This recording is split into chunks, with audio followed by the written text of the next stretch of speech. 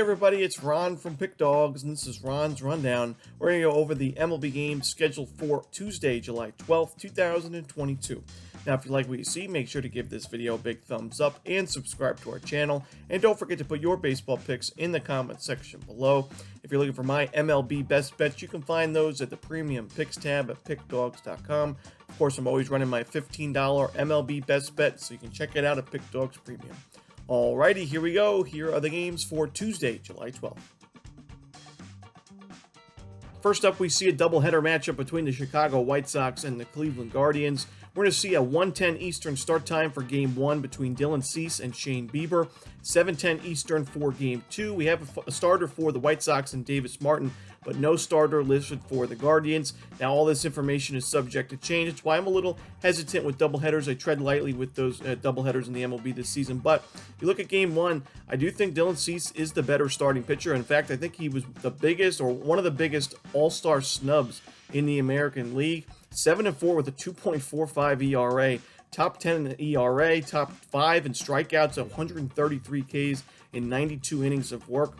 I know every team has to have an all-star, so it's tough to try to get everybody that deserves a spot into the all-star game, but when you compare Dylan Cease to a guy like Paul Blackburn, to me, the numbers aren't even close. I think really Cease deserves a spot. He might get in there if somebody's injured or decides not to play, but I still think he's the better option here compared to Shane Bieber, who's still having a pretty good year, but nowhere near as good as Cease. Bieber, 3.44 ERA. Strikeout numbers aren't as good, and we've seen Bieber struggle in his last 3 outings, giving up at least 3 earned runs to the Red Sox, to the Twins, and to the Detroit Tigers of all teams. The walks are starting to be an issue for Bieber as well, so give me the White Sox in Game 1, and I'm going to lean towards the Guardians in Game 2. I'm not my favorite game, especially without knowing who the Guardians are going to be going with on the mound, but Davis Martin, not a guy that I'm looking to back very often. I think the Guardians are a perfect lineup to make him pay, as he's not really known for striking out a ton of batters. He's only had 17 Ks in 21 innings this season. He is coming off his worst outing against the Blue Jays, where he only made it through a third of an inning, giving up 3 earned runs and 2 walks, and he hasn't pitched since that outing back on June 21st, so really tough spot for him here. I'm going to take the Guardians in Game 2. So that's White Sox in Game 1 on the money line, Guardians in Game 2. Next up, we see the Pittsburgh Pirates taking on the Miami Marlins. Unfortunately, we have another spot where we don't have an official starter listed for the Pittsburgh Pirates here. We should see Daniel Castano going for the Marlins. You know, I'm gonna expect that the Marlins are going to be favorites in this spot, and I think we're going to actually have some value going against the home team here. I think Pittsburgh, a strong lineup against left-handed pitching when you look at their isolated power numbers. In the last 30 days, they're ranked 11th, so above average in the league. And Castano, coming off one of his worst starts of the season against the New York Mets lineup that really hasn't done much against lefties to begin with this year. Castano went 4 innings, 9 hits, 6 total runs. 5 of those were earned, a home run in that one. Just don't want to back him in this spot. We'll have to see who the Pirates decide to go with on the mound, but for now, I'm leaning towards Pittsburgh on the money line. Next up, we see an interleague matchup between the Seattle Mariners and the Washington Nationals. Chris Flexen and Josiah Gray are your projected starters. Now, I do believe that there's more upside in Josiah Gray's game. We obviously see the double-digit strikeouts per 9 this season at 10.24. Now, the biggest issue for Gray has been the walks and the home run ball, giving up 1.86 home runs per 9. But his ERA, 4.14, not terrible for a guy that's developing as a young starter. 4.2 xFIP, again, not too bad. When you look at Chris Flexen, a 4.00 ERA, but a 5.08 expected ERA and a 4.9 xFIP. Doesn't strike out a lot of guys, only 6.6 Ks per 9 this season. The walks are also sometimes an issue for him. Even the home run ball can be an issue for Flexen at times. Although he's pitched pretty well as of late, I think the Washington Nationals can get to him early in this spot. I think that's why we see a pretty high total here at 9.5. Could even go up to 10 or 10.5 is where we saw it open. So I think we're going to see a higher scoring game. Automatically, I do lean towards the over, but I think Gray is the better starter here. I think the Nationals bats, especially in the middle of that lineup, starting to get things done. Guys like Juan Soto on a big time on base streak. So I like the Washington Nationals here at a pretty good price on the money line. Next up, we see the Philadelphia Phillies taking on the Toronto Blue Jays, another interleague matchup here. Now, yet again, we don't have an official starter listed for the Phillies right now, but we should see Jose Barrios going for the Blue Jays. This is a tough game for me. You look at Jose Barrios, his ERA, 5.44. He has deserved it. He hasn't really been unlucky. He's pitched that way this season. A 1.39 whip is pretty high. Only 73 Ks in 89 1/3 innings pitched. Home run ball has been a big issue. 18 home runs allowed this season. However, he's got a winning record at 6-4, and the Blue Jays have won 3 of the last 5 starts that Barrios has pitched in, including the last 2. And he has been a lot sharper as of late. His last 11 innings, only giving up 3 earned runs with 9 strikeouts. You know, the Blue Jays bats are just there to back up Barrios, especially at home, where Barrios is 4-0 with a 3.23 ERA, so much better numbers at home. And with the Philadelphia Phillies maybe going with the bullpen game here, I don't really like their chances either on the mound. I could see a higher scoring game here, but I do trust the Blue Jays lineup just a little bit more, and especially as the home team, Blue Jays have been much better at home than they have been on the road. They have a below 500 record on the road right now. So I'm going to take a shot here with the Blue Jays on the money line, but not my favorite game on the board. Next up, we see the New York Yankees hosting the Cincinnati Reds. Graham Ashcraft and Garrett Cole are your starters here. Now, this is a mismatch pitching-wise, lineup-wise, bullpen-wise, team-wise. This is as lopsided as you can get, in my opinion, and that's why the Yankees are minus 300 favorites in this spot. They have their ace on the mound. They're going up against Ashcraft, a young starter that is starting to struggle. We saw last time out giving up 10 base hits in his outing against the New York Mets. Only 2 earned runs, so he didn't really get burned in terms of the run scoring department, but 10 base hits now. In his last 8 1/3 innings, he's given up 17 hits, 9 earned runs, only 2 strikeouts in that stretch as well. This is a very bad spot for him, facing a Yankees lineup that's been strong against righties this season and has also been very good at Yankee Stadium. Garrett Cole, I think, is good enough here. We've seen him struggle in times, especially with the home run ball. He's more of a power pitcher, so you're going to see the home run ball hurt him at times, but I think he's good enough here to get the win for the Yankees, and a pretty convincing win as well. So I'm going to take the New York Yankees here and lay the 1.5 runs. Next up, we see an AL East matchup between the Boston Red Sox and the Tampa Bay Rays. And we're going to see the long-awaited season debut of Chris Sale in this matchup, as he made a few rehab starts, 4 of them to be exact, and now he is ready to start his 2022 season at the big league level. Corey Kluber, the opposite pitcher here. Now, Chris Sale had 2 starts in Single-A, a start in Double-A, and a start in Triple-A. We saw the pretty viral video of Sale struggling in one of his rehab starts and getting a little bit upset in the locker room, destroying some things. Some controversy there, but you know, Chris Sale striking out a ton of batters in those rehab outings, a ton of strikeouts in all 3 of those locations. 7 Ks in 3 2/3 innings in Single-A ball, 7 Ks in 4 innings in Double-A, and 5 Ks in 3 2 at Triple-A. But the walks were a little bit of an issue, especially at the Triple-A level, giving up those 5 walks in 3 2/3 innings. And the Tampa Bay Rays are a team that can make you pay if you're giving them ample opportunities with runners on base. They do have some strikeout issues, but this lineup has been pretty good against lefties as of late, in the top 15 in team OPS and isolated power against left-handed pitching. And they've had some success against Sale in the past. And I think this is a good spot where there's some value on the opposite side. I think Chris Sale is going to eventually be a really big part of that Red Sox rotation if he can stay healthy. But his first start of the season after such a long time off, not really the best spot for him. I think he's going to be limited to begin with, not really get much more than 3-4 innings. So I'm going to take the Tampa Bay Rays here at the plus money price on the money line. Next up, we see an NL East rivalry between the New York Mets and the Atlanta Braves. We're going to see David Peterson and Spencer Strider as your projected starters. Now, Spencer Strider, I think, is the much better option here on the mound. You know, even though David Peterson's had 67 Ks and 62 innings pitched this season and a 3.48 ERA, I still worry about his game going forward. We saw last time out 3 2/3 innings, 4 hits, 3 earned runs, a homer, 5 walks in that one against the Cincinnati Reds. We know the Braves can hit left-handed pitching very well. I think this is a very tough spot for David Peterson and the Mets pitching staff.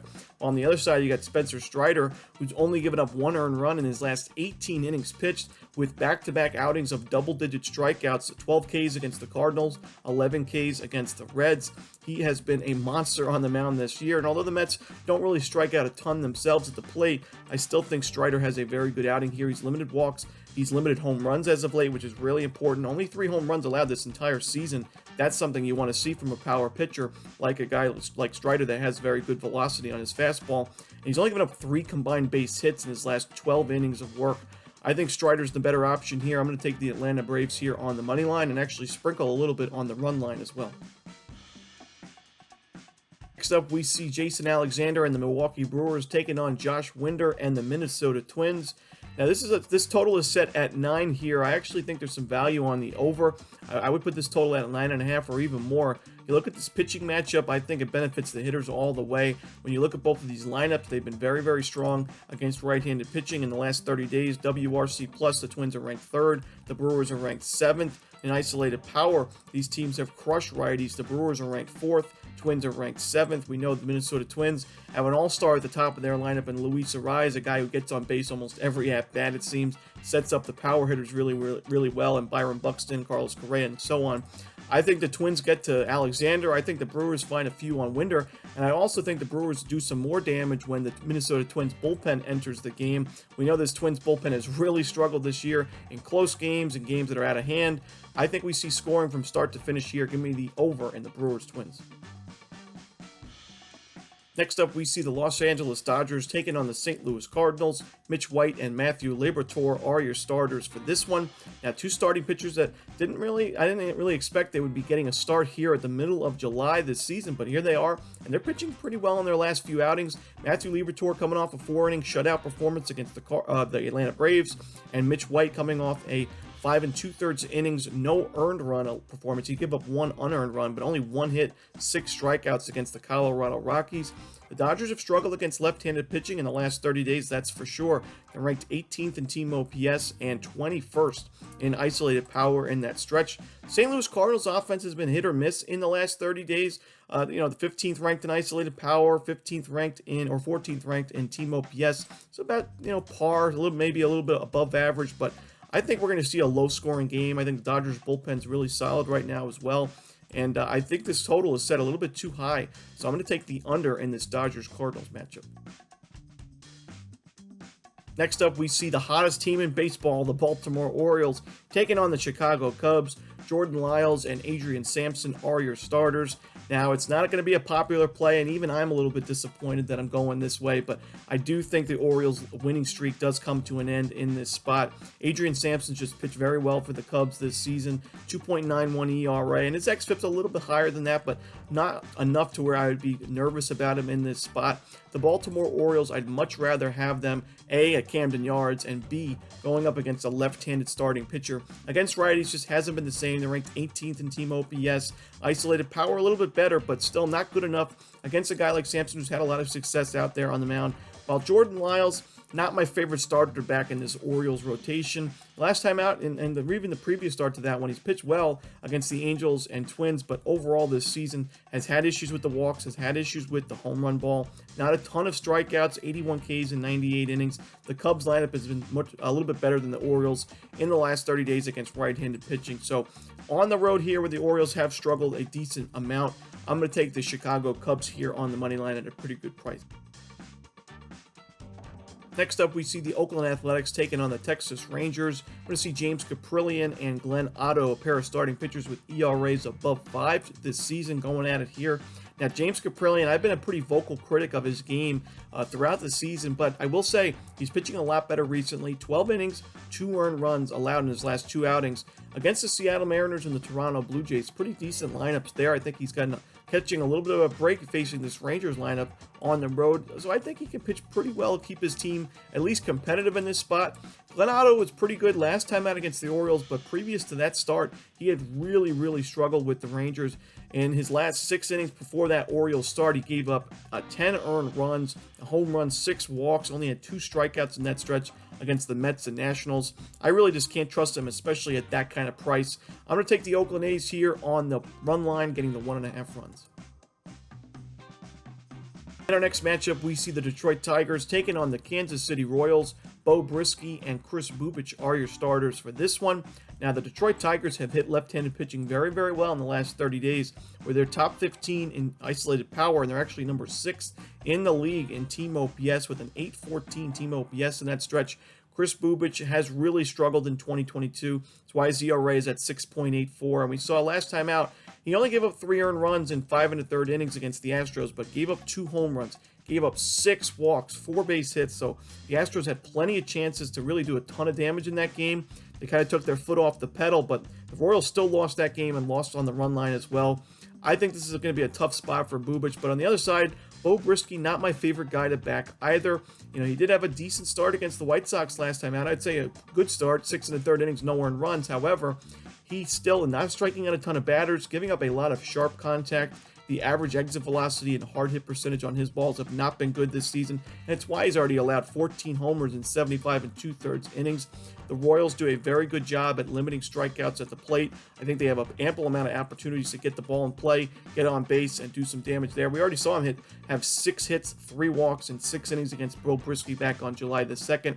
The Royals scored 3 runs there. I think they scored more here, and I like the over in this matchup. I like both of these offenses here against these starting pitchers. Give me the over in the Tigers-Royals. Next up, we see the San Diego Padres taking on the Colorado Rockies. Mike Clevinger and Austin Gomber are your projected starters. This is not my favorite game on the board. I do think it's kind of tricky. We saw Mike Clevinger struggle against this Rockies lineup already this season, not too long ago. But Austin Gomber is not really a guy I want to back right now. His last 10 2/3 innings, giving up 7 earned runs, 3 home runs, 12 base hits in that stretch, and those were 2 starts against the Diamondbacks, a team that hasn't really done a lot offensively this season. Now, the Padres have struggled quite a bit against lefties as of late, but at the beginning of the season, they were one of the best lineups against left-handed pitching, so I think this is a spot where I think they can get going offensively against those southpaws. Gomber just not a guy I can back right now, and although Clevinger had that rough outing against these Rockies about 4 starts ago, I still think he's the better option here, and I also trust this Padres bullpen a lot more than the Colorado Rockies right now. So I'm going to lean towards the Padres here on the money line. Pretty good price we're getting with San Diego, despite their struggles at Coors Field. Next up, we see the Houston Astros taking on the Los Angeles Angels. Luis Garcia and Noah Syndergaard are your projected starters. Now, there's no doubting that Luis Garcia has not been his sharpest in his last few outings, including his last outing against the Royals, where he went 6 1/3, 8 hits, 5 earned, 2 home runs in that one. But I still think he's the better option here. We've seen he's still been able to strike out a lot of batters. He had 7 Ks in that outing against the Royals. The biggest thing that the Angels have struggled with lately, strikeouts against lefties, against righties, and against right-handed pitching in the last 30 days. The highest team strikeout rate the Angels have. 30% of their at-bats against righties have ended with a strikeout. That's really been an issue from top to bottom. Even guys like Mike Trout, who I believe is the best player in baseball still, he still had an issue with the strikeouts this year, especially against this Houston Astros team. And I think, Noah Syndergaard, a 3.84 ERA, but an xFIP above 4. I think the Astros get to him here, and the Angels have just been one of the more disappointing and one of the least profitable teams in the MLB in the last 2 months or so. I believe they are 11-31 in their last 42 games. It may be off by a game or two, but it's not going to get it done for here, especially against the Houston Astros. Give me the Astros on the money line. In our final game of the night, we see the Arizona Diamondbacks taking on the San Francisco Giants. We're going to see Logan Webb and Dallas Keuchel on the mound for this one. Now, Diamondbacks are pretty home run dependent offensively, and Logan Webb does a pretty good job at keeping the ball in the yard. He's only allowed 7 home runs this season. He's gone 105 2/3 innings. Strikeouts aren't always there for Webb, but he is pitching well as of late, having his last 5 outings be quality starts, and I think he pitches a pretty good, another quality start in this one at home. On the other side, Dallas Keuchel, not a guy I can back right now. He's struggling with his new team. He struggled with his old team. Just hasn't been a very good 2022 campaign at all for Keuchel, allowing a ton of base runners, walks, base hits, you name it, earned runs galore. Can't trust him here against a Giants lineup that's improving against lefties. They just crushed Mackenzie Gore back in San Diego the other night. I think they get to Keuchel here quite a bit. So give me the San Francisco Giants on the run line. And that's it. Those are the games for Tuesday, July 12th. Hope you enjoyed this video. If you did, don't forget to leave that like and subscribe. And don't forget to put your baseball picks in the comment section below. Again, if you're looking for my MLB best bets, you can find those at Pick Dawgz Premium. As always, this is Ron Romanelli. Good luck.